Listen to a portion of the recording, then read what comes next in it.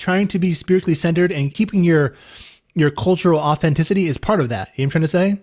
Oh yeah. When you have family member especially that has made the choice that they want to go and marry someone that has a Confederate flag mentality, Yeah. then they will never be able to see you in your nature, in your African self, Yeah. intrinsic to what you need to do in order to be your healthiest self. It's dangerous because the person that has the Confederate flag mentality, but they're in the cognitive dissonance as a Black person coming from their African spirituality, their African ancestry, is that then the person can tend to make up their story of who you are in your Africanness. And then you, because you're being gaslighted, you tend to feel like you are crazy or that you're wrong for Exactly. wanting to be inside of your nature. If you are not awakened, it can make you become even more sick, and it could be dangerous for you because you might commit suicide. You might self harm because you're feeling alienated and imagine in your own family.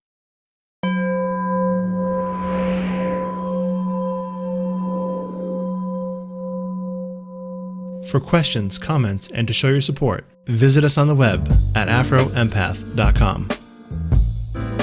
Speaking is a form of healing. You know what I'm trying to say? Yeah, right. We're taking the energy from our heart, and God knows as an empath, we have so much damn clutter and garbage built in our hearts from our human experiences in this world, you know? Oh yeah. Oh yeah. So we take that and we are able to release it through our throat chakras, especially speaking to another empath is very healing. You know what I'm trying to say?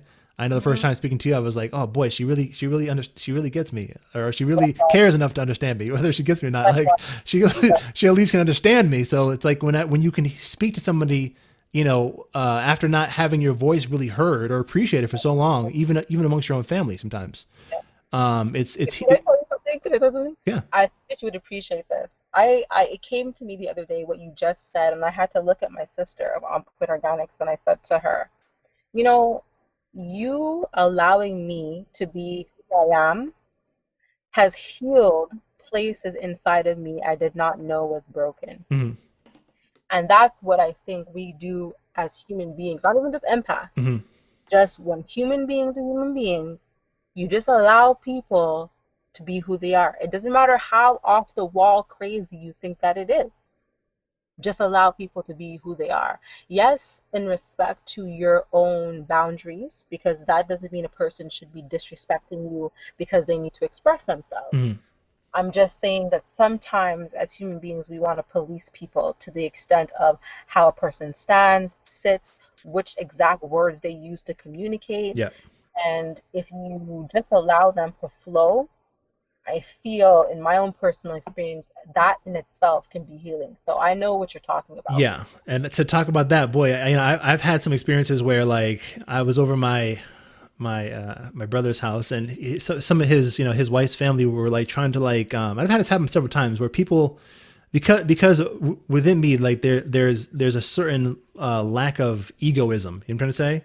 Mm-hmm. And amongst certain Black people that have built up a certain ego to protect themselves, right? Which I think that's part of the job of the ego is to protect the self or the false self. Mm-hmm. They were a little bit uncomfortable around me, right? Of course, of course. Because in the same way empaths can pick up the vibrations of other people. Yeah. People, we also have the ability to have people pick up our vibration too. You know what I'm Oh saying? yeah. And that sometimes can make people feel uncomfortable about who they are. Yep. Right. And so I had this one guy who was bringing me through what I call nigger training. He's like, you gotta, brother, you gotta walk like this. You gotta, you know what I'm trying to say? He actually got up and showed me how to walk. I said, no, I'm cool, dude. Like, I know how I'll walk my own way. You know what I'm trying to say? Like, meaning be this way to make me feel more comfortable. I've had white people do the same thing. I've had this one white guy, I was in this college of these rich Jews.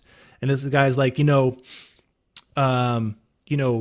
something like, you talk like a white guy or something like that. Or you basically like, I was making him feel uncomfortable because I was a threat to his survival. You know what I'm trying to say?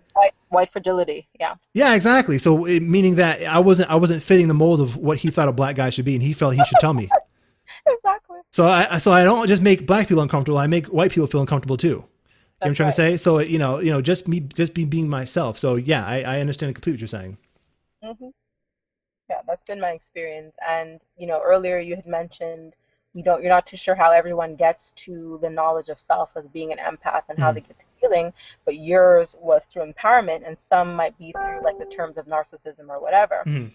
And I want to address that because now I've received as gifts a lot of books from Judith Orloff and some others from Ian Van Zandt and stuff like that. So, there's certain buzzwords that come up, especially right now in this movement that's happening.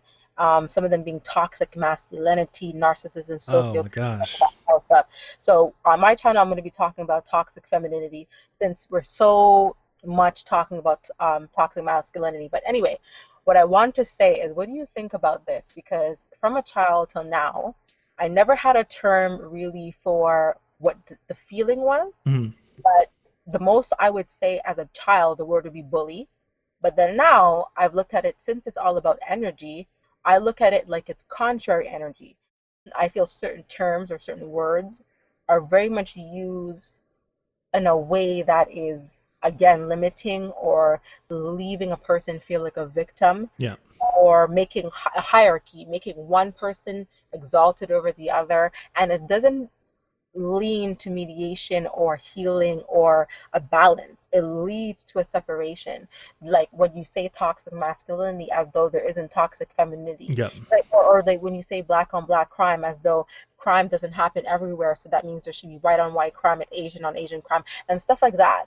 So I just feel that for now, until I come up with something else or something else sounds true, that I look at it like the energy is just contrary. And even though the energy is contrary, it can come back in balance and harmony. It's your choice what you're going to do with this energy.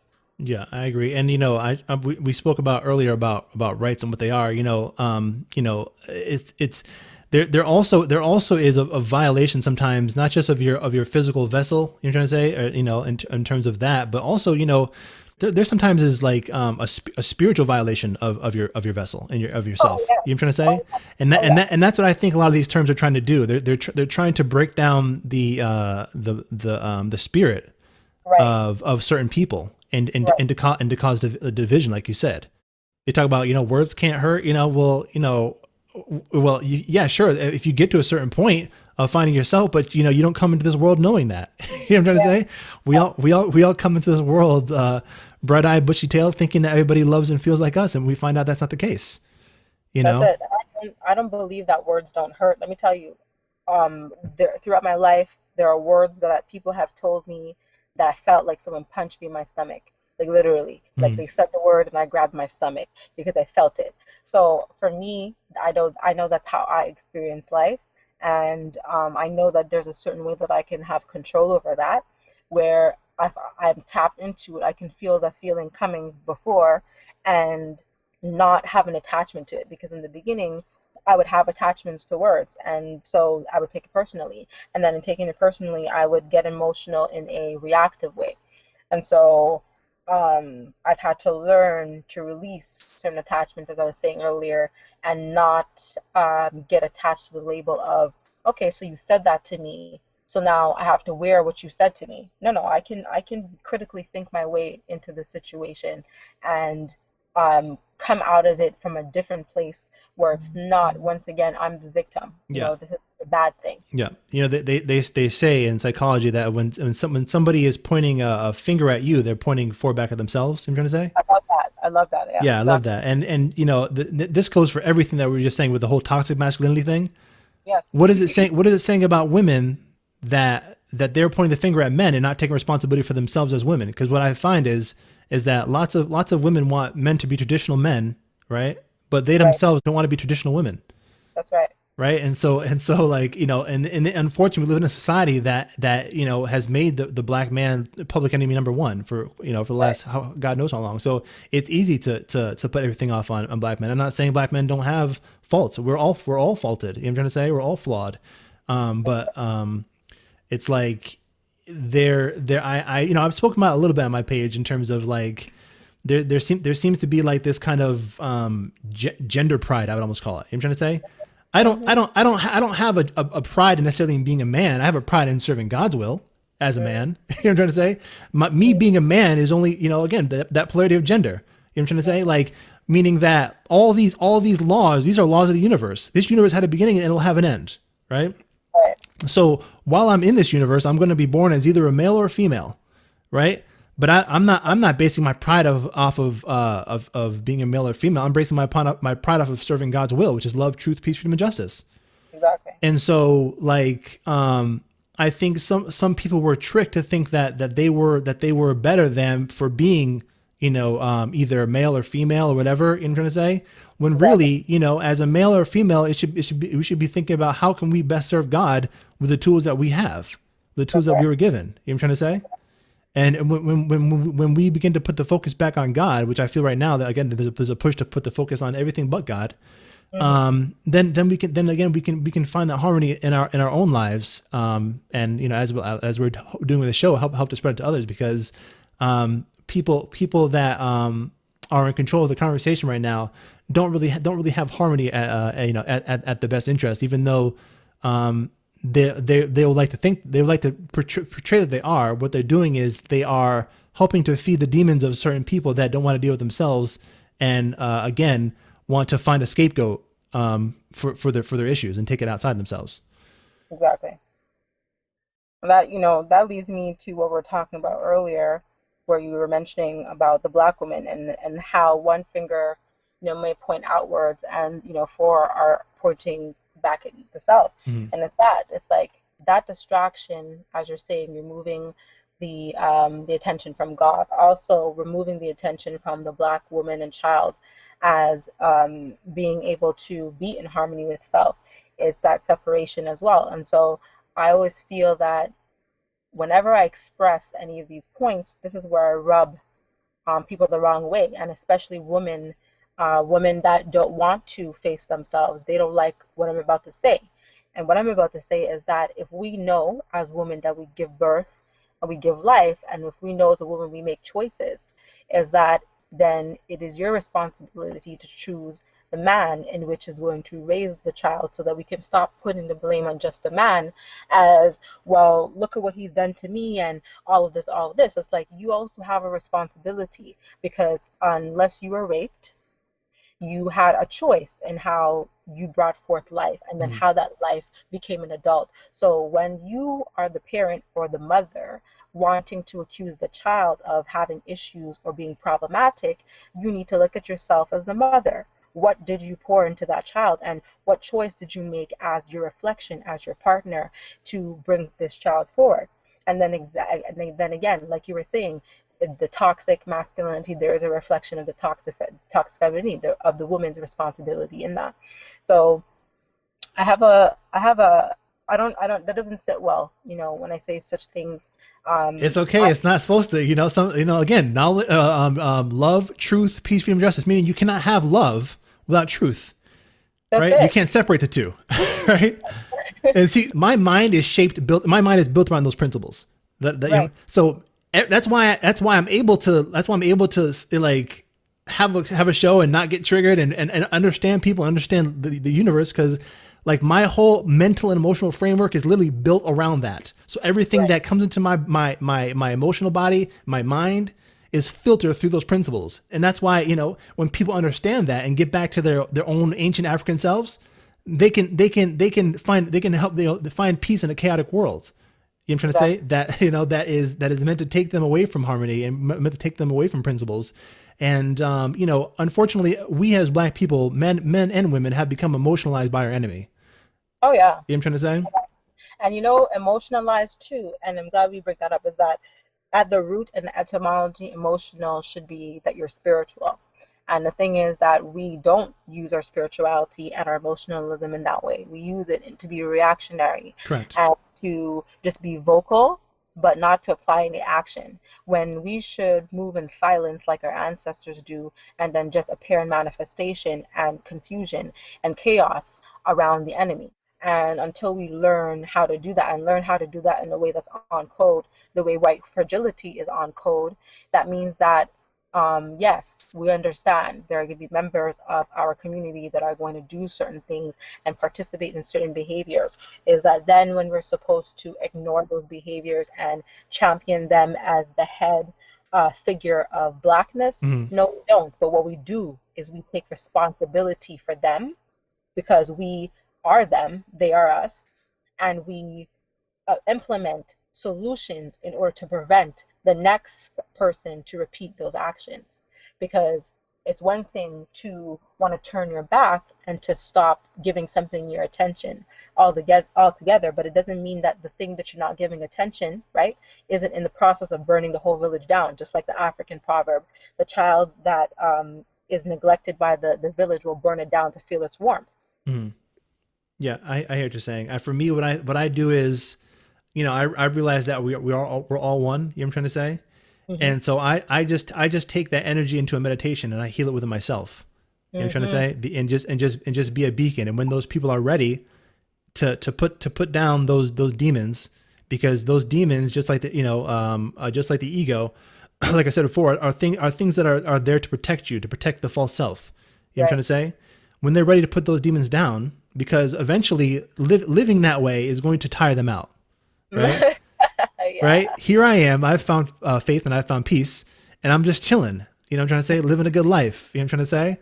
Mm-hmm. I might not have the money that the white man's giving them to prop them up, but Yeah. money can't buy happiness, and they're going to figure that out eventually, right? That's it. That's And it. eventually, when I think the Bible says something like, you know, um, pride goeth before destruction, a haughty attitude before a fall, right? Right. And so eventually, when it all falls down, I'll be there with these same principles that I've lived by, and maybe they'll experience the pain necessary for the introspection phase to occur for them to find wisdom. Oh yeah. Oh Yeah. yeah. This reminds me of my father. He's one of the people that embody like the term being unbothered. Mm. That I've actually witnessed all kinds of people come in his face and try to yell, scream, and just be completely disrespectful. And my father is not like a person who's afraid. It's like he's capable of defending himself one way or another. However, it's all about choosing your battles, or however that saying goes. And it's one of those things where I too am learning over the years how to be unbothered by what is being said or not said, because at the end of the day, you know thyself. So it doesn't matter what is being said outside of the self when you already know thyself. Yeah, and that goes into the principle of gender, actually, because when I was younger, when I was a younger man, I would fight everything with the truth. You know what I'm trying to say? I use the truth like like a battering ram. You know what I'm trying to say? And you're gonna hear this, and you're gonna, Oh yeah. and that's needed. You know what I'm trying to say? That fighting spirit is needed, but eventually, I've learned to tap into the feminine principle, which is, I know what I know, and I'm not I don't need to fight you because I'm confident in what I know, and what I know is soft and gentle, and you know what I'm saying, and and I know that soft gentleness is going to overcome your hard fragility. Yeah. You know what I'm trying to Yeah. say? And so that was me learning to tap into the feminine principle. You know what I'm trying to say? Yeah. And understand there's a different way to fighting. I don't have to be so external or extroverted in my approach. Yeah. And unfortunately, a lot of these, like, going back to what you're saying, a lot of these women out here that are speaking about that toxic masculinity, they're in their toxic masculine energy themselves. Oh yeah. You Oh know what I'm yeah. trying to say? And they haven't mastered femininity themselves to Exactly. be able to speak about anything else. You know, trying to say the other polarity of gender. That's it. Because Yeah. then that now goes into feminism, and it's like when you understand that the whole everything we've been talking about, the balance and the one and the whole seven hermetic principles and all that, you understand that there's no reason to separate the two. You don't need feminism because femininity is a result of masculinity, masculinity is a result of femininity. It's all one and the same. It's like it's all a programming of distraction to separate the two and have two people who should be in balance. Yeah. And it's something I heard when I was watching Queen Afua. She was at Nipsey Hussle's memorial, and she was referencing that um, the Crips and the Bloods, the Red and the Blues, are going to come together.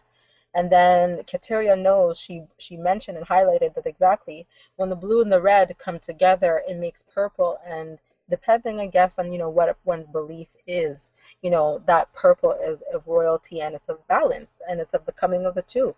So it's not my first time hearing that in our African ancestral lineages that purple denotes that, and that those colors are supposed to represent the feminine and the masculine. So it's just so interesting how we have this choice, right, as human beings, and what we choose to do with it. Spiritual accountability. Our first podcast. Exactly. Yeah. Exactly. And I feel like that's, a lot of what we've been talking about too, as well. That's how you get to where you need to be, is you have to decide, are you going to be accountable in your life or not? And I find that is in alignment with what you're saying about your choice to reflect the empowerment of it. That's being accountable, Yeah. So I set out to do three things. Healing, and and healing is good. Sometimes people just need to talk, and the talking is healing. You know what I'm trying to say? yeah. But and also normalization was part of that, meaning that I want to create a space where we're not freaks. You know what I'm trying to say? Exactly. So that's normalization, but the empowerment part is giving people the inner emotional foundation and tools that I've used myself. Because I can't profess something that hasn't worked for me. You know what I'm trying to say? To make you understand that number one, you are undergoing a process, living in this matrix. You know what I'm trying to say? Yeah. These are the laws of the matrix. So you could, via the 700 principles, and these are certain books and guides that our ancestors had created for us to help understand these metaphysical processes. And here are some things you can take from them to find inner peace. Yes. So that's where the empowerment comes in. And a lot of people don't want to talk about the empowerment part, because the empowerment part eventually is going to bring them back to God, and then they have to rethink their life. You know what I'm trying to say? When they realize that they have let fear and ego, replace something that is of eternal wealth in their hearts. So that's where we're at right now, and it's really realistically it's really a beautiful time if you think about it. You know what I'm trying to say? It is. It really is. It really is. Which reminds me that with the whole knowledge, action, pain, introspection, wisdom thing, pain is so necessary for wisdom or introspection to ensue. So when I feel like we right now as a people are having to face a lot of pain. You know what I'm trying to say? And we're going through, we go through processes as individuals, opening up our chakras, and right now I feel like, the black heart chakra right now is being reopened, and we're doing that a lot through talking. I've seen recently the most hood of rappers get on and speak out their emotions. You know what I'm trying to say? Yeah. You notice that? I've seen all these podcasts, these rappers having podcasts. What the hell? Yeah. I love it. Yeah. I love that you brought that up. And so that's what really has given me the courage and the validation.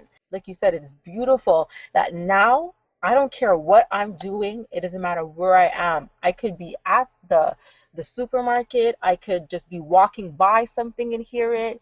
And yeah, someone, and it's usually someone unexpected, is being transparent about, oh, I have bipolar, oh, I have PTSD, oh, I have anxiety, I was going through depression, oh, I need to take a mental health break.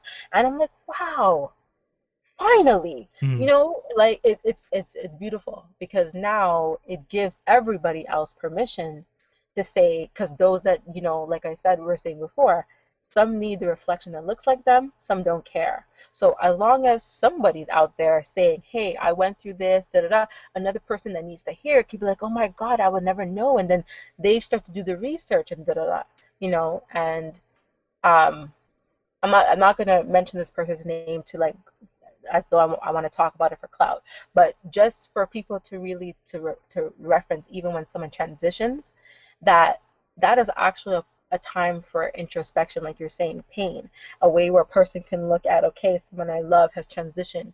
You can look at it as a time for introspection and to look at how the ripple effect of their life, what you can learn from it, whether they did perceivingly bad things or whether they did beautiful things that you can look at as a teachable moment in your life. That's really how I'm learning to approach life now. Hmm. I feel like I might have said one of those things that you were saying was open-ended. No, you didn't. No, it was good. I'm not just hearing what you're saying. I'm also feeling what you're saying too. And I'm just like, yeah, it's good. Right. Sometimes you say some stuff at the end of it, I'm not sure where to go from there. You know what I'm trying to say? Because that could be the ending of a whole podcast. It was so profound, you know, it was so beautiful, you know, how do I pick up from that? From any angle that you like. I don't know. Yeah.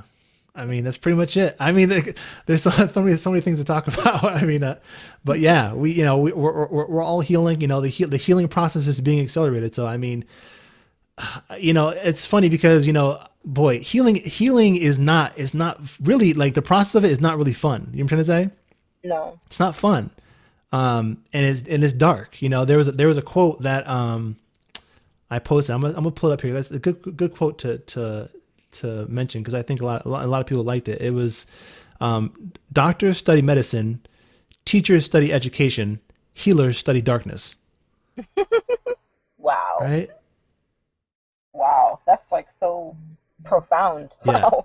Yeah. And you know, I was looking at your channel, and boy, you were talking about some dark things, you know, like just, you know, and I realized that, you know, you were talking about like the history of, you know, it may not seem that dark to talk about now, but if people see the video, they'll see, but it was the history of Barbie dolls, right? Yeah. And these gollywogs, whatever. Mm-hmm. And you know, I was thinking about, wow, you know, how much these dolls have impacted the self-esteem of Black girls. Mm-hmm. You know, and it really and it went into pornography and all types of things. You know what I'm saying? And these are dark things that, you know, maybe some people may not want to hear, or, you know what I'm saying, it may not get as much views as the latest Nicki Minaj video. You know what I'm trying to say? But the point is that like the as healers, these are the things that we are playing out within ourselves to help rid the hearts of our bloodlines of. You know what I'm trying to say? Because we have the strength to do it, while some people may not have the strength to be the metaphysicians or the spiritual healers, you know, of their families. Yes. So I want to take the time to commend you and appreciate you for the work you're doing. Well, I likewise commend you for the work that you're doing, and I wanted to actually address that particular episode and to add on to what you had mentioned about how we're in a beautiful time, because it's not a coincidence that I wanted to do the video. It's like, and I talk about these things on a regular with my sister. She's the one that hears me, you know, and my expressions the most of, I notice things and I feel things, and it's like I know other people are also talking about it, because if you go on YouTube and you type up gollywogs, you should see how many views some videos have, because it's clear. It's something that people are appalled at, Mm. and some people don't know.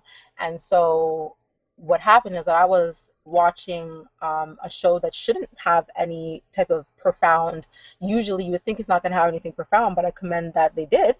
And the show was called Married to Medicine, and towards the end, that show was called Jazzy's Doll's House, and they talked about that doll. Now, they didn't say the Gollywog doll, but they talked about intrinsically how the society puts upon images on Black children that affect their self-esteem. And one of the women indicated that her own child wanted to dye her hair blonde. Another one of the children felt lesser than because there was no other kids that looked like them in the school. So they were experiencing racism and certain challenges. And so, you know, that sparked me to go do some research. And then I was like, okay, I have to make this video, because I remember what it was like growing up with that same depiction of white doll, Black doll.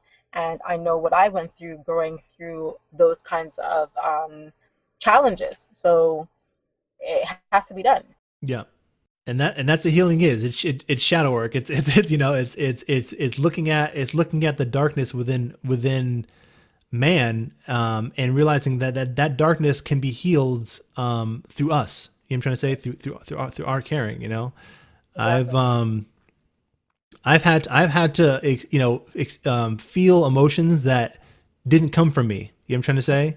Mhm. And I've noticed that you're doing a lot of the similar work, you know, like in your video, just making the video, you have to feel the feelings of a white man objectifying a woman. Yep. You know, Yep. what I'm trying to say? As a black woman, you're feeling the feelings of a white man objectifying a woman, Yep. right? Technically, we all know what that experience is anyway. If we are of the knowing that we are ancestors, that we have reincarnated many times. So one of my souls have actually experienced that, or maybe Correct. not one. Exactly. So Exactly. So we're clearing it up. I've had to clear up the demons of homosexual men through myself. I've had to try and understand the mind, or not the mind, but the heart of a pedophile. You know what I'm trying to say? I've had to oh, that what was that like for you? Like, wow. Whew, yeah, that's heavy. exactly. And you know what's funny about that? I had a dream once, that it was a little black girl, and she was like a toddler, right, or a small, or like in between a baby and a toddler, right? And she was dressed up in a woman's red lipstick and had her hair done like a woman. You know what I'm trying to say? And maybe wearing high heels and things like that. You know what I'm trying to say? So a little toddler dressed up as a woman, and this little girl, this little baby, really toddler, had some gangly looking white man that was fondling her. Oh my gosh. And I wanted to obviously get her away from that and come with me and just kill him and strangle him. But her energy was like, no, Wow. this is what I want. Wow. Wow. Wow. And I couldn't do anything about it. And I was powerless to do anything about it because it was her will to have it done to her. Wow. And that, what I realize now is that, several years later, I saw my cousin, who's a dark skinned black woman, get married off to some clan, not a clan member, but he came in the church, the chapel, the wedding chapel, with a Confederate flag shirt on, and had a Confederate flag car parked outside of the church. Yeah, that says it all. And I realized that dream was trying to tell me is that she's an adult, but she really has the mind of a child, of a strong-willed child that doesn't want to listen to what I have to say to her. That's right. You know what I'm trying to say? That's right. And she doesn't even understand the concept of shame to understand how this could bring shame upon her family. No. Of course. And so I realized now that dream was foreshadowing an event that I would be having in my life.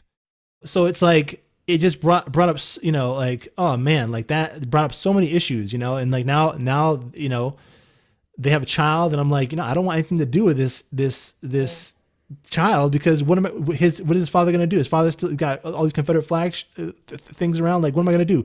Tell him about the greatness of the Confederacy?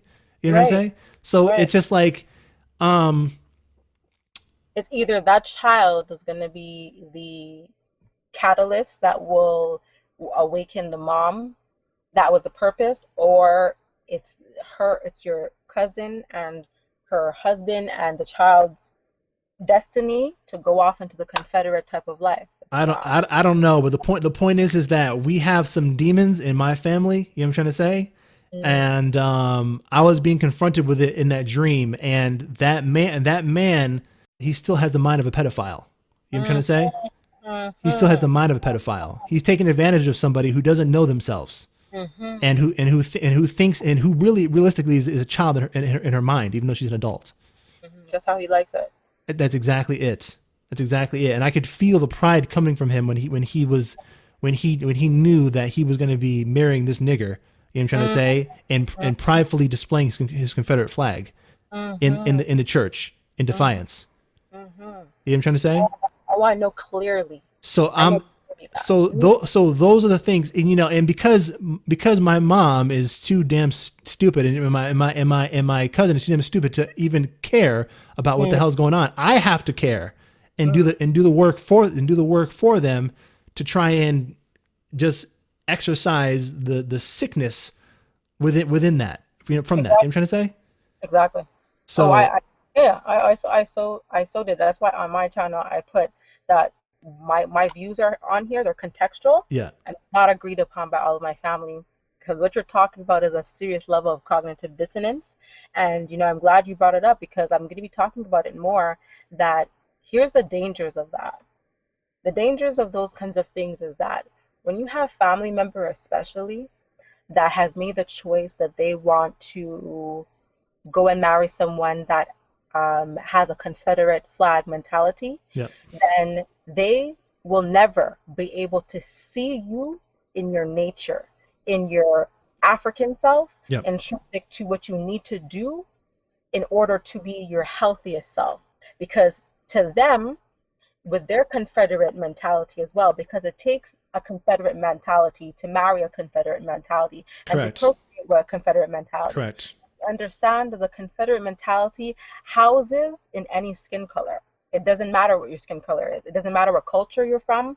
You could be a Japanese with a Confederate flag mentality. Correct. So, I call it the traditional nigger and the modern nigger. yes, That's what I call it. yes, Go ahead. Yeah. yes. So once I've also witnessed this, I realized, why is this dangerous?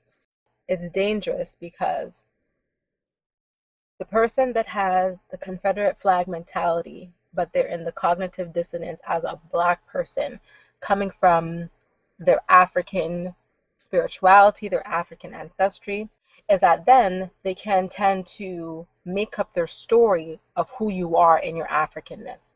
And then you, because you're being gaslighted, you tend to feel like you are crazy or that you're wrong for Exactly. wanting to be inside of your nature. Bingo.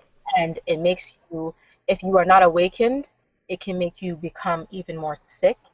And it could be dangerous for you because you might commit suicide. You might self-harm because you're feeling alienated and imagine in your own family. So I've had to learn that it doesn't matter in your family, your circle of friends, your network, people you go to school with, you're working with. It does not matter if we share the same skin color or not. If your mentality is one of the Confederate flag, that's it.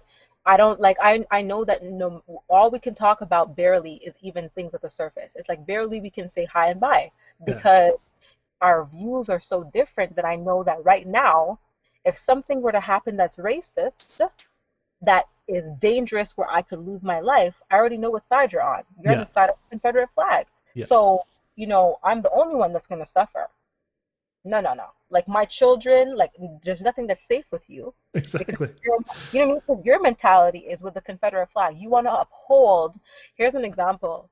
I don't remember which actor said this on an interview, but I've seen it on one of those things. And he said something like, the same way that I can still sing the, what is that song that? National anthem? Yeah, the same way that I can sing the national anthem is the same way that I can still listen to the artists that I'm not going to mention their names, but it's the same way that I can listen to the artists right now that are in the media that are getting so much flack for their behavior.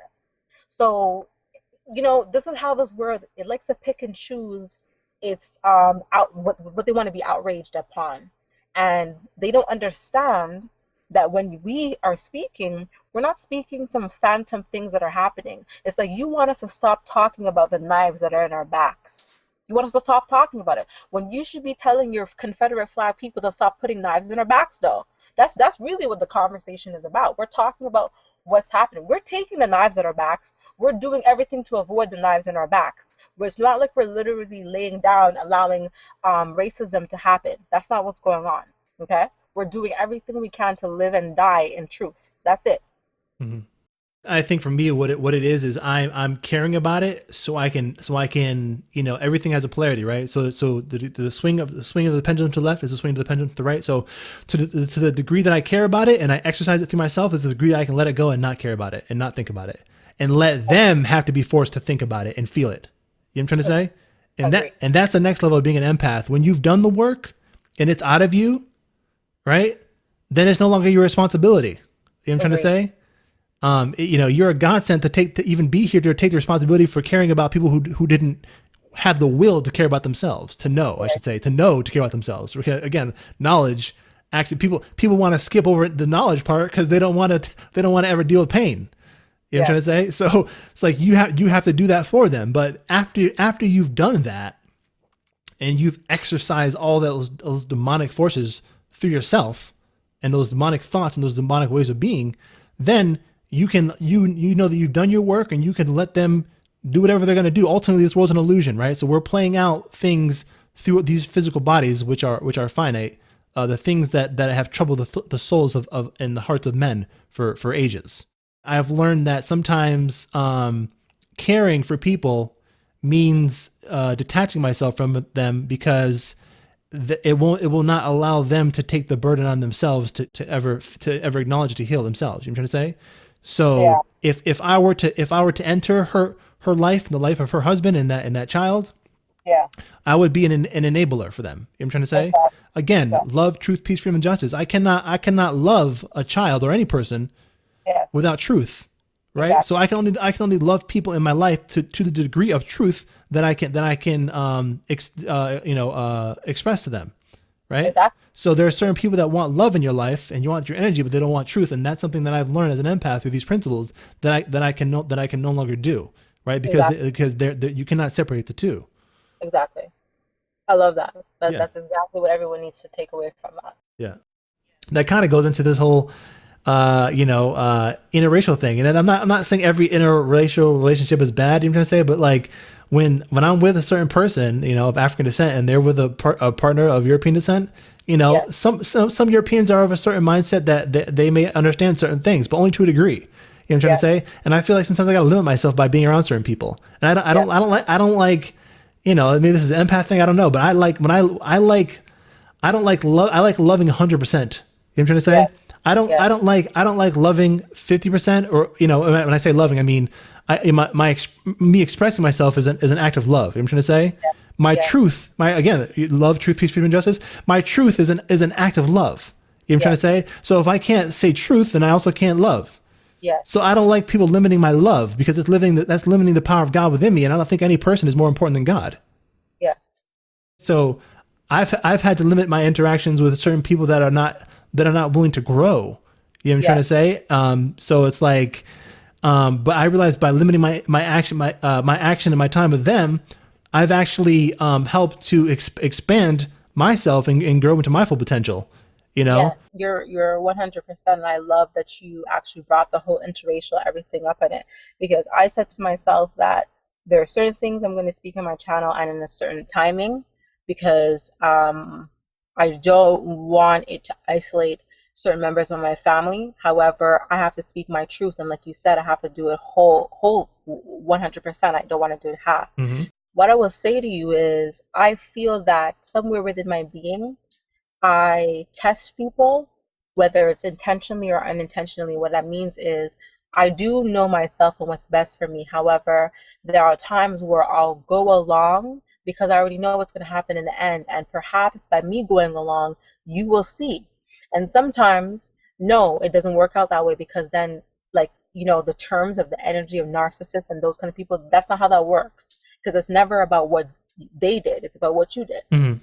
So my thing, though, is, like you said, all of the, like we were talking about, like all of these things are happening, the pain, all these happen so that you can be like the person that comes to express it and to explain and be the person that is the light in all of that darkness. Yeah. And so I have that exact experience in my family, where I'm pressured to have to be open to being in either interracial relationship, or I'm being pressured to be open to people being interracial. And it's like, it's not even about being open for me. I don't care, because it's not, I don't have to be, it's not what I choose. It's not my preference. It's not what I'm attracted to. And I would say in my experiences of openness, it's that I'm allowing you, or I'm respecting you, or I see you to be able to have your own free will and your free choice to do what you want to do. And in that reflection, you should be able to do that for me as well. Correct. And so in my own family, unfortunately, or fortunately, however you want to look at it, I have had that experience. And what I will say, and why I bring this up, and what for those that are listening, it's to help them see you're not alone in these experiences, and to see different ways in which you can express yourself. Because another thing is society makes you feel like you're wrong for having boundaries, especially in a Black family. Mm. That imagine a child telling their parent, I don't want to sit on so and so's lap. I don't want to go here. I don't want to do. It's like we, especially in a Black family, you can't be telling your parent what you want and what you don't want to do in your boundaries. And that, in my opinion, is wrong, because then that's how we cultivate certain behaviors to happen and certain experiences to happen that then could have been avoided. But then we see the cycle of how things are. Certain things are not to be avoided. If your experience is to experience a certain pain, that's what your experience is. But to go back to my reference of when an empath tells you who they are, tells you the truth about who they are, it's for you to believe them. It's that the onus is not going to be on the empath. It's going to be on you. Because like I was telling my sister the other day, when it comes to liars or lying, you're lying to yourself. You're not lying to me. Yeah. You know your truth. I know my truth, because that's what we do. The empath can know the truth without you having to say it. So the lie that you're telling and you're living, it's on you. And to even close out this to say, I've had to unfortunately live the experience of family members trying to tell me that the person that is their friend or their partner or whatever with the Confederate flag mentality is a good person. And I'm there telling them no, that it doesn't matter how young I am. It doesn't matter because I'm the youngest born. It doesn't matter because I'm the most problematic. It doesn't matter because you guys think I'm crazy. I'm telling you that they have a Confederate flag mentality.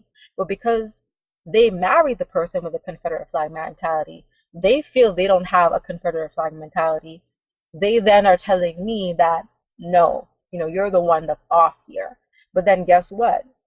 We're now, 10 or so years later, and the same Confederate flag mentality I was referencing has displayed itself. It's displayed itself because you can't hide from it in my family. So unfortunately, that's what the experience is, in my opinion, when you're among people, like you said, they don't have the light to see the light. Yes. But yet they have the audacity to try to tell you how to use the light that you have. They don't have the light, they don't see the light, but they're trying to tell you how to use the light that you have, though. Yeah, well, yeah, because again, they are trying to suppress something within themselves. They want to suppress light within themselves because, again, they're trying to avoid pain. Yeah. They're trying to avoid pain, right? Because again, the white people, and I spoke about this episode I had called occult origins of racial codependency. And I spoke about how the underlying thing that white people have done and how they rule the world is because they're serving certain demonic forces. Mm-hmm. And those demonic forces, again, like I said, through slavery, have been injected into us, right? Yeah. Not just into our minds and things like that through being beaten and raped and things like that, but also into our DNA through their semen, right? Yeah. And so we also carry their demons now. Yes. Right. Yes. And so a lot of people, demons can also make you powerful in the world. I got to say that, right? And so demons can make you effective in the world. Yeah. Right. And so, you may actually, if I could right now go marry a white girl, and I may forget about all this black stuff, and I may actually live a good, great white life, right? In the Matrix, right? And have good credit, and forget about the woes of my people, right? But the thing is that like I'm ignoring, since we are all one heart and one love as a people. I'd be ignoring my own heart, and to ignore my heart is to ignore God. Yeah. You know what I'm trying to say? And no cushy pillow or no cushy earthly life is worth selling your soul for. Exactly. You know what I'm trying to say? And so to avoid our own hearts and the demons in our own hearts, we have latched on to the demons of other people. You know what I'm trying to say? Rather than face ourselves. And I think as empath, we kind of see through the veneer of what people want. In my case, there was no veneer. This guy was a straight savage. And in your case, it sounds like he put on a good show, but you can see through that because you can feel the spirit of people. He put on a show for other people. Okay. But I felt it immediately, and I want to preface this that for those that might think that you and I are racist and, you know, we all these kind of things, it's like, again, you need to tap into your history to know what we're talking about. And I will say this, energetically speaking, in Yep. my family, there are multiple people who are dating, married to, have children with different types of people who are not black, okay? Let me ask you a question. Are they Christian? No, not all of, like, Okay. I would say I have barely, the ones I'm speaking at, they may be spiritual, but it's not hardcore religion. They ain't spiritual, yeah, spiritual quote unquote. Yeah, okay, gotcha. But No, I'm okay, but yeah, I'm just saying because there has been a push in the Christian church to be like, I know I've heard some black women talking up there you can't I am Christian first and a black woman second, something like that. Like you can't, right, I have that bullshit. yeah, you can't set, meaning that the Bible is the story of a black man that you call Christ, right? So you can't separate your blackness from your spirituality. You know what I'm trying to say? There is no separation, right? That was The Bible, yeah, the Bible references Jews, which is us, and Gentiles, which is them. So the Bible makes distinctions, right? Yes. So I'm saying the Bible makes distinctions, whether you want to act as if, and the Bible talks about not marrying outside of your bloodline. Right. So so I'm just saying, like, that was my little spiel there, because I've heard recently some black Christian woman that was just driving me crazy. But go ahead. Yeah, I heard that too, and it's like those are those moments where it depends on where I'm at my awakening. Yep. I again would be like, but it's like you have to laugh it off because then you know she's not speaking of from a place of knowing. So it's like the fact that everything you just said was on point. And Yeah. in respect to the family members I have, they're not immersed in a church. They just have the mentality that, in my opinion, the mentality of kumbaya, let's all get along, to me, it supersedes their health needs, their needs that are intrinsic to their nature and their oneness to God, as you put it, and the whole 5573, all of that, they have chosen to have an allegiance to the Confederate flag mentality. To falsehood. To falsehood. Yeah. And I unfortunately had to live it in the experience with family members where it's like, wow, you have decided to choose your Confederate flag mentality over me, your family member, and when I was in a place of need. And it wasn't in a place of need of needing money, needing anything material. All I needed for you to do was to see me, was to hold my space, hold my hand. Mm-hmm. The exact same energy that, that the hashtag same energy, that's what I'm talking about. They don't have the same energy for the people, for their loved ones. They see you as an enemy. They see you as a problem. I've actually had family members that are married to those with a Confederate flag mentality, literally, both of them, because they were triggered by my empathic way of being after I warned them this was going to happen, tell me that they're now afraid of me, that I'm like a little child and all kinds of stuff. And it took a lot for me to sit there and take and hear their experience. However, I knew that somewhere in me there was a purpose greater than me, not to take it personal. And when I got back from that energy of them telling me and making me feel like I'm such of a bad person for living in my truth and for not being able to see me in the same way that they see each other, have that same love for me, the way they have love for each other, I was so broken and so hurt that it took other people that have seen me at my worst. It's like when people try to tell you, oh, you're yelling, right? And then you're not yelling. Or they say that you're yelling, and then other people are and they're like, oh, you're not yelling. So it's like the purpose of these kinds of conversations that we're having, Lewis, is really so that people can understand. Don't limit yourself to one person's view of yourself. You really do have to introspect, and you really do have to go back to your nature, to your God, to yourself, to really come into balance. Because if you allow external beings, doesn't matter if it's your family, tell you, reinforce certain things about you, and then you're going to start to live out that fallacy. So this is why, for me, like, I can't, the silence of it, no, it has to be spoken about.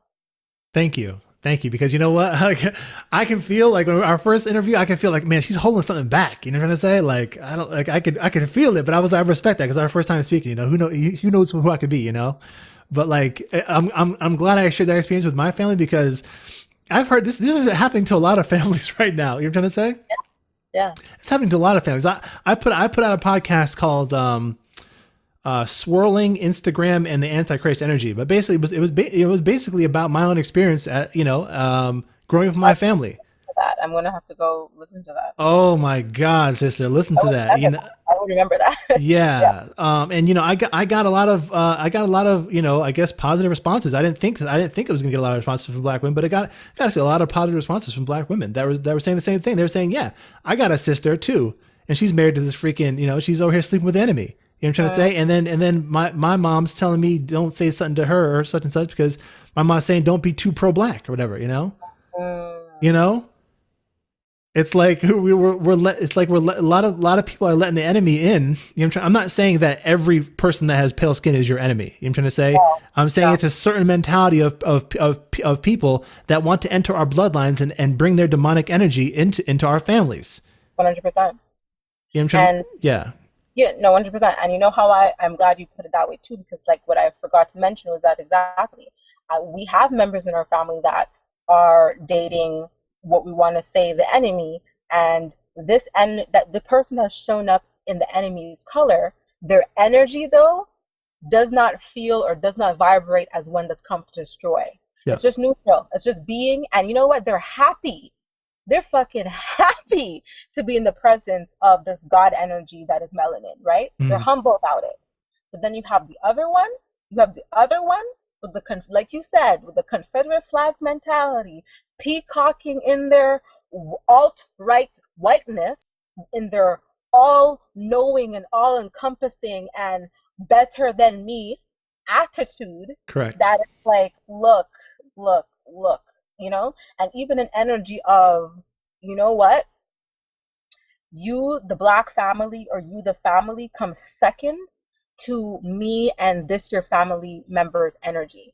I've had to have this experience where I've had to be challenged by a person that's married into the family, try to tell me about my own family member. And I had to check this family member and say, look, while you married my family member, this family and I share blood. So no matter what I do, they do, and me and this family want to have or not have, blood is what ties us. Period. And it was happened before you came here. So I don't care what you feel, what you know, what you bought, what you share. Men of business. What I know is the blood has tied us, and that's it. So it's on that level where that kind of Confederate flag energy has attempted to come in and separate me from my family member under the guise of, well, I've married, your family member, and this family, as though my family member is now your possession. Correct. And I mean, out of all family members that I'm speaking of, this family member is resilient. This family member is not to be held down by nothing and nobody. So the fact that they even think that they could even try it, that family member wouldn't allow it. They're not to be owned or possessed by anybody. So why did they get with them in the first place, though? Well, that I'm gonna reserve. Yeah.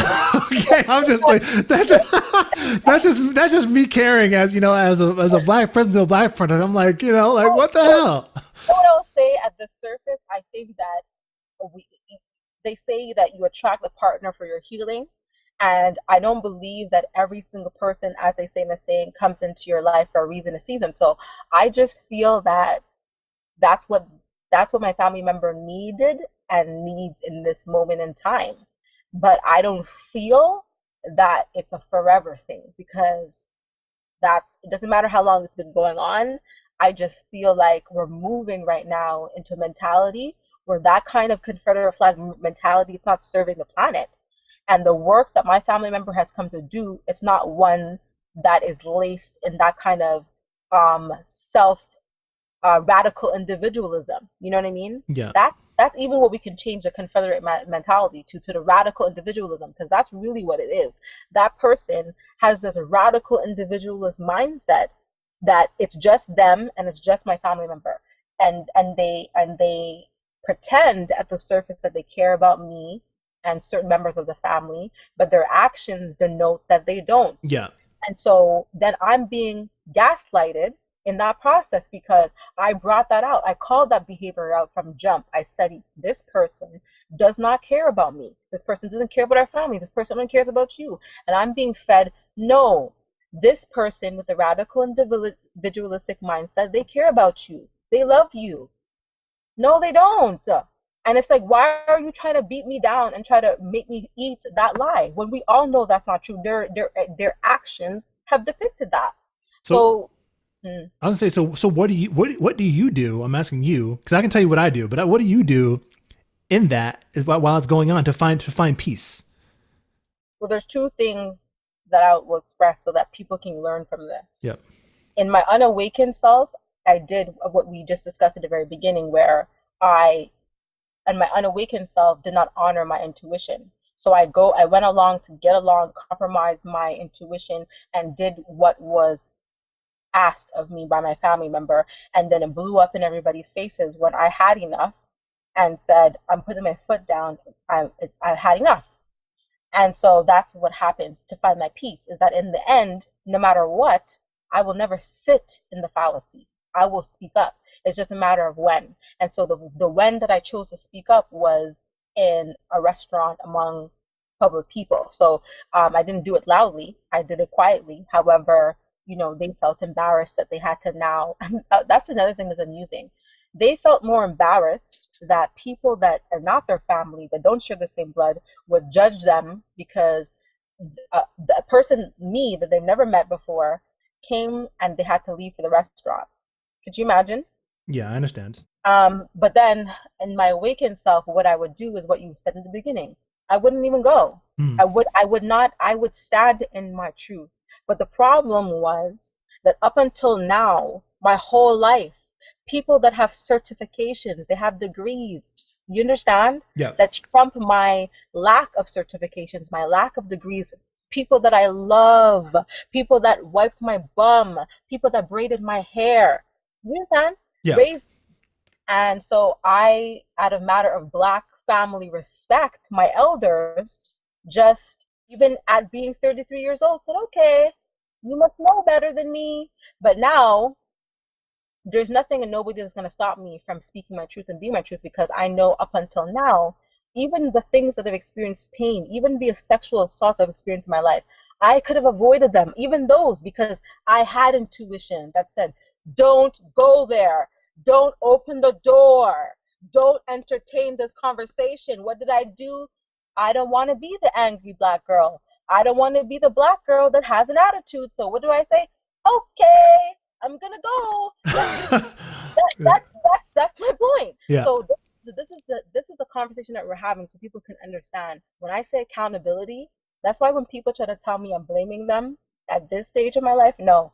I take responsibility even for those assaults in my life. And you see, that kind of conversation is delicate. Yep. Because right now we're in the Me Too movement. And we're in this movement that, there is no accountability. You understand? I'm speaking for myself. I refuse to be a victim, and I refuse to blame when I know my intuition has never let me wrong. And it's me that didn't listen to my intuition. So what do I do now? I listen to my intuition, and I have extensive research for those that need theory by white people and those that need theory by Black people. I have both of them. So that's where I come. I come with my intuition, and I come with my facts, and I come with the truth. And if all three of those is not good enough for people who need to see it, I keep it moving. I don't give a shit, because all three of those things stand. Yep.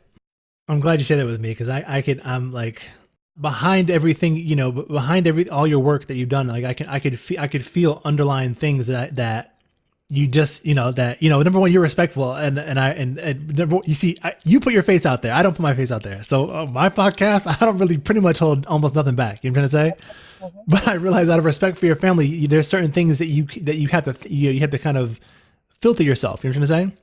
Yeah. And kind of speak in generalizations. You know what I'm trying to say? Mm-hmm. So I'm glad I share my experience, because to allow you to share your experience, because like trying to be spiritually centered and also keeping your cultural authenticity is part of that. You know what I'm trying to say? Mm-hmm. These people have not just been they've been feeding from our souls, They've been feeding from our spirit. They've been milking our culture. You know what I'm trying to say? And finally, they're now coming in and trying to get to the source of that. You know what I'm trying to say? Exactly. And our, I'm just gonna say our black women. I'm sure it's been black men, but I'm just gonna say black women because that's what it's been in my family. You know what I'm trying to say? Right. And so, yeah, again, that whole love, truth, peace, freedom, justice. Like when people realize, and this is hard for people to really kind of understand, and this is why I break it down the way I do. When people realize that they actually are not experiencing love with somebody who's also not willing to, delve into truth with them. You know what I'm trying to say? And handle the truth in themselves. Exactly. So when you're saying an inconvenient truth to somebody, you're doing it out of love. Right. They're not realizing that because they're not looking for the truth. That's exactly right. Now I've realized that it's not our responsibility to force that down their minds and their hearts. That's right. And they should not be trying to force their reality down our throats, because that's where my passion comes from. Yeah. I respect, I see where they're at. Yep. That's your journey. Stop trying to tell me that I need to eat your journey and I need to be fulfilled upon your journey. Well, no. They need your light to dim for their journey to be fulfilled. Does that make sense? Oh yeah. So it's like, they can't, so they've married a narcissist. So what do you think what does that say about themselves? That means that they're also part narcissist. That's what I told my counselor. Right. So my counselor, when I said that, she had an aha moment. She was like, aha, because that's all that it's about. They cannot admit to the truth of me being an empath. They cannot admit to any of the things I say, because what does that say about you? If you admit that, what does that say about you? Correct. That's what that's about. That's exactly it. And a narcissist has a certain blockage in their soul, a certain part that they're not willing to look at, where everything is external. Let me place the blame upon other people, and let me look at other people, because I don't want to take a look at within me and find their own darkness within my soul. You know what I'm trying to say? And so you cannot, the two of you cannot exist in the same space without the darkness within her heart being exposed. And so that's why you have to come and eat from the devil's pie to appease the darkness within her soul. Right. And the sad part about it is that because we have different, this is why I was talking about love languages, because we all have different love languages, sometimes it could be seen that the efforts that you put in are in vain. I grew up in a household where my father's love language was in the doing and the presence of his being. My mother's love language was what you could materialistically bring to her. This is because of how she was raised. And so, same thing with my family members and the ones in which in question, it's that, well, because they bought certain things or because they were able to manifest things that are materialistic at the surface, that is their love language. So they demonstrated that they love me, or they understand me, or that they're good people, because they bought their way into it. And what they and those that enact from that place don't understand is that's not balance. If you want a person to receive what you're giving, first of all, you have to know if the person has space for what you want to give them. I'm sorry, has what for what you want to give them? Space, you said? Yes, because I feel like a lot of times people want to impose upon you their ideals or their gifts, as they like to wrap them up. Like they just come up to you with these ideas or these actual physical gifts that they want to give you. Yep. And it's that they have to understand that that's not my love language. I didn't ask you to bring this to me. I didn't order it. I don't have a pocket. I don't have a book. I don't have nowhere to put this thing that you want me to accept. And on top of it, you're now upset at me because I don't have space for it, because I didn't order it. I don't want to accept it. And it's like my boundaries are showing you, well, I didn't order this thing. You know what I mean? I didn't ask you to come over here and bring me this your opinion. You know what I'm saying?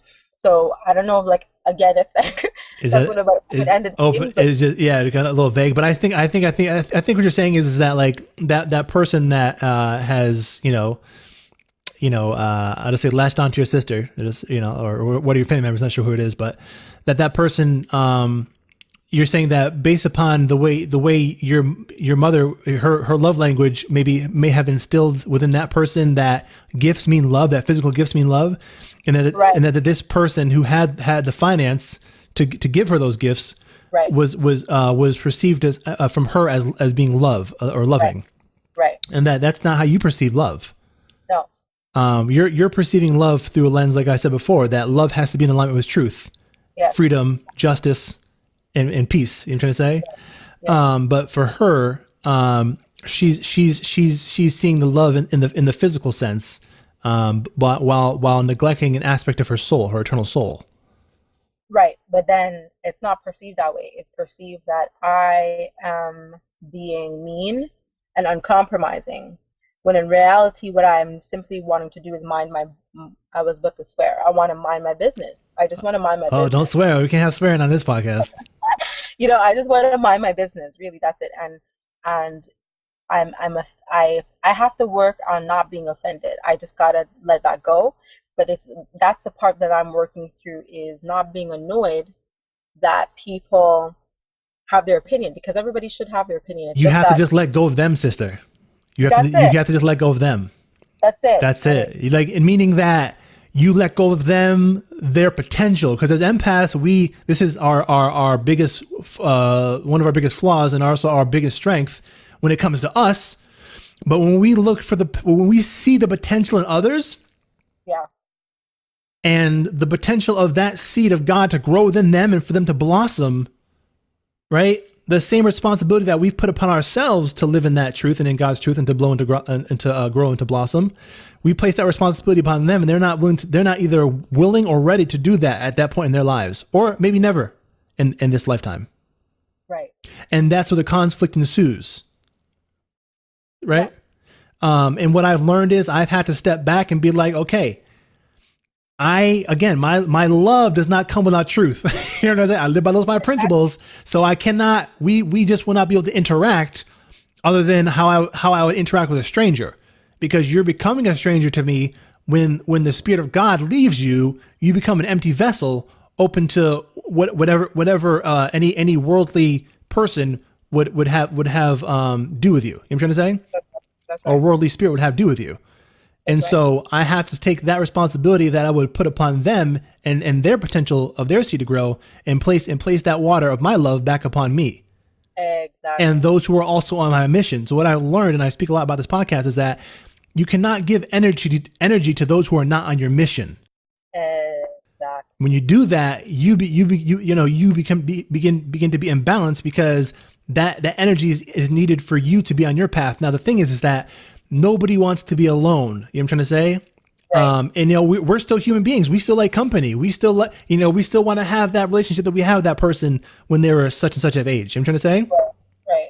But we got to realize that, the one of the reasons that we pick up on energy is because we can take that energy of that person and we can bring it into our lives, and we can manifest it through ourselves. Yeah, exactly. Right. Mm-hmm. So I've noticed I've had to do it with members of my family. Right. Yeah. I realized that, the energy that I missed from them, I can take that energy within myself, and I can live out the best of their potential within me. Right. Exactly. And so I can find peace, because I realize that, we really are one. And in the same way that I can look at the darkness of the things that go on within humanity, I can take the bright aspects of people that I miss, and I can embody those without having to be around that person in the current flawed state that they're in now. Exactly. That's where I'm at right now, and that's the reflection that I intend to come across on my channel. That once I can get out of because like now I think I'm more like information based. Like I'm not even able to share the full extension of my personality. Only my sister has really seen it. So, I'm really working through those aspects, but I really want to not dilute the message. I want it to just be clear that we need to remember the context of things, and however a person wants to term the context, because like remember we're talking at the very beginning about sometimes the associations we might put upon certain terms, and if you hear a word, it might cause a person to flee. It's like, it's just for people to recognize that at some point you're going to have to do your introspection into yourself in order to be able to free yourself, or just align to the self that you know is in the best interest of who you are, or how you can live a life that is more balanced, and stop having these types of misunderstandings inside of yourself, outside of yourself, with all of these people, places, and things, and it's for no reason. You know, it's something that can be avoided altogether if you just do the work. It's a process that we all have to go through, learning to detach ourselves from people that have attached to worldliness. You know what I'm trying to say? Meaning, so ascension is a process of letting go of the world. Right. Right. Some people are doing the complete opposite and not facing themselves. Oh yeah. Right? They're going more into the world. Bingo. That's exactly it. And so as you're beginning to vibrate higher, of course, you want others to vibrate higher too with you. You know what I'm trying to say? But that's up to them. And the thing is that, you know, I've made effort, and I think once you've made the effort and you tried out of pure heart to try and get people to understand the importance of your path, you know what I'm trying to say? Right. Or just of a path. It doesn't mean to be yours, but a path, a spiritual path. And they're not, and that's not something they're going to take to. Then, okay, you've done your duty to express it, shoot, I had the podcast and anybody can listen to that. So it's like, then you get it off your chest and you move forward to find like-minded hearts. And that's really what this community is about. You know what I'm trying to say? It's about, okay, yeah, we're not crazy. You know what I'm trying to say? Like, we don't have to live in this world like freaking aliens. You know what I'm trying to say? Like, there are other people that are doing this inner work. There are other people that understand that we're going through a metaphysical process of becoming something more than just be born, consume, and die. You know what I'm trying to say? Like, and find company in people that are doing the work and that can lift their own spiritual weight, because you don't want to have to be living your life lifting the spiritual weight of others who have neglected themselves. You know what I'm trying to say? No, I don't. Yeah. And for the first time in my whole life, I feel like I'm doing what I'm in alignment with what I was born to do. Versus all of this whole time, I keep asking, what's my purpose? What's my purpose? What's my purpose? This whole time.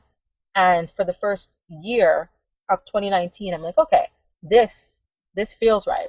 This makes sense. And I'm not going to allow people who in their own lives, if I want to point the finger at them to say what they're not doing right, tell me what I should be doing right. I'm just, like you said, I'm going to put that energy in my own life, and that's it. Yeah.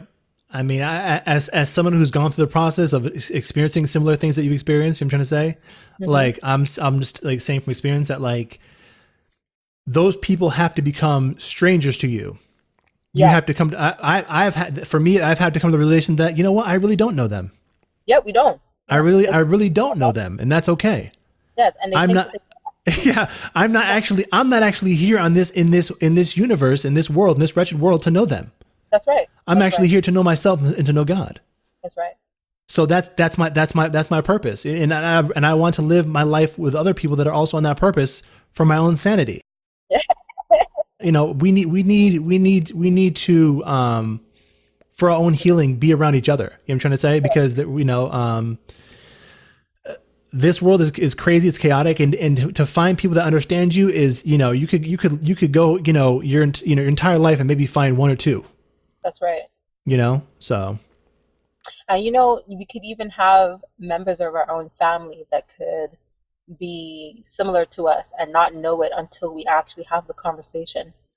That's been my experience recently, that if I didn't find this term out and try to research it and start to go public with it, I would not have discovered that there's quite a few empaths in my family. Some of them are specifically just, like, say, example, plant empaths. They don't have it where they're like, I've been reading them and I'm like, I don't see any other empathic qualities, but you know what I mean? It's interesting. Yeah. Like I've seen my mother talk to her plants and things like that.